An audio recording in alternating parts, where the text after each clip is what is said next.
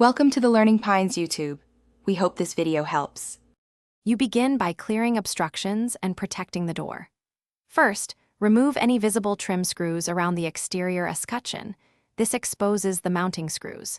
Use masking tape along the edge to protect the finish, and place removed screws in a labeled container so you don't lose them.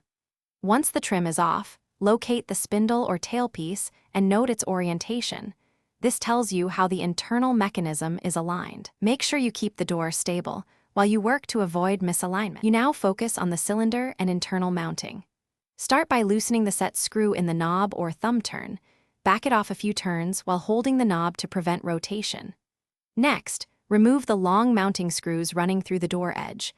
Support the lock body as those screws free it so the assembly doesn't drop.